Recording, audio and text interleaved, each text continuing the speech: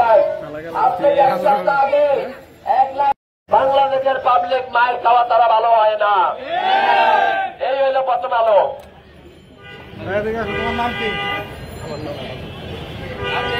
আপনি একটু পিছিয়ে যান, সবাই আছে, আপনি পিছিয়ে যান। ওকে ওখানে এই হইল অবস্থা। কেন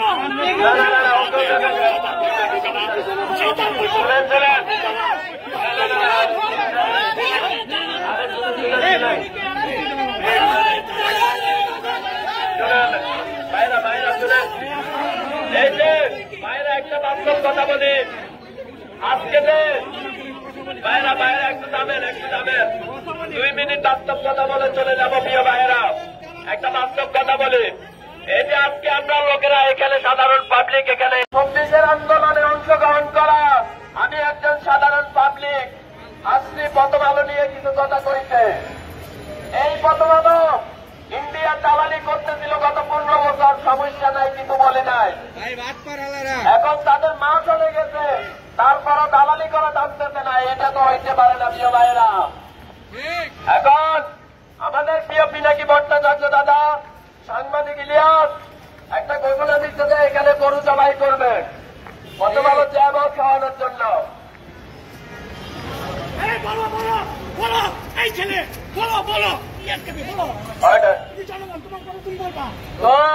গরু জবাই আমি মূলত আসছিলাম গরু জবাই হবে আসার আগে পিনাকি দাদার একটা মেনশন দিয়েছিলাম যে 1 লাখ এত ঘাটতেছি পাবলিকের লাগে, কমসে কম 2টা বিরিয়ানি দিয়ে।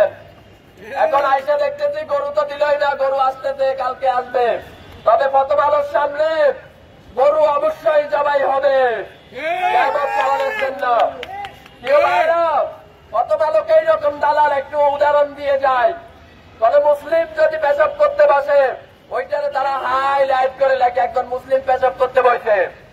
আর কোন ভারতের দালাল, আওয়ামী লীগের দালাল যদি কাউরে খুন করে ফেলে, তারপরে ওরা মুখে তালা দিয়ে রাখে। তো এই লোকজনই চলতে পারে না ভাই। এখন যাই হোক, আপনারা হয়তো ভাবছেন কোথা থেকে হঠাৎ দূরে এসে দূরে বসলাম। দূরে বসি নাই। এই আন্দোলন জুলাইয়ের আন্দোলনের শুরু থেকে শেষ পর্যন্ত শেখ হাসিনার পুলিশ সামনে ছিলাম। এই বাল প্রথম আলো জানার কি সময় আছে? এই হলো অবস্থা আমাদের। আমরা যখন ব্যানারটা কই আমাদের সিনিয়রেরা কই বুঝলাম না প্রথম আলোর বিরুদ্ধে। প্রিয় ভাইয়েরা, একটা কথা বলি, একজন আপনারা আসলেন প্রথমে জনতা, এখন আসলে ছাত্র।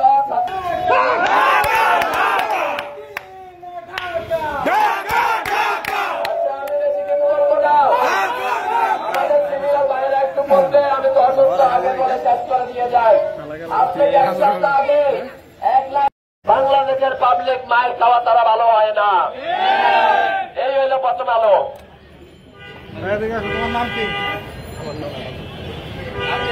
আপনি একটু পিছিয়ে যান, সবাই আছে, আপনি পিছিয়ে যান। ওকে ওখানে এই হইল অবস্থা। কেন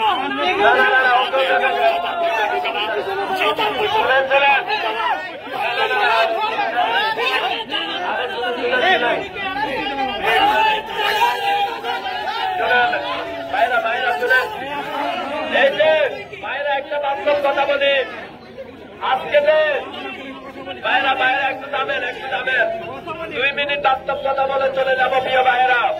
একটা বাস্তব কথা বলি, এই যে আজকে আমরা লোকেরা এখানে সাধারণ পাবলিক এখানে এসে জড়ো হয়েছি একটা যৌক্তিক দাবির বিরুদ্ধে, সেটা হচ্ছে প্রথম আলোকে বন্ধ করতে হবে। কিন্তু সরকার কোন অ্যাকশন নিতেছে না, যার কারণে আমাদেরকে রাস্তায় আসতে হইল।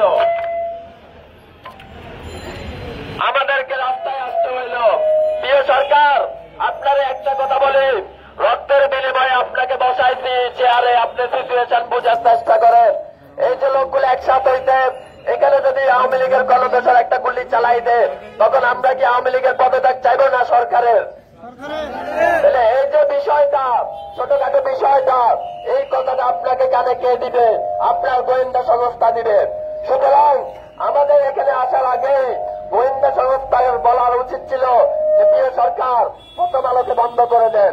কারণ পাবলিক যখন প্রথম আলোর সামনে দাঁড়াবে, ওইখানে যখন আওয়ামী লীগের লোকেরা গুলি চালাবে, মানুষ আপনার পদত্যাগ চাইবে, আওয়ামী লীগের না।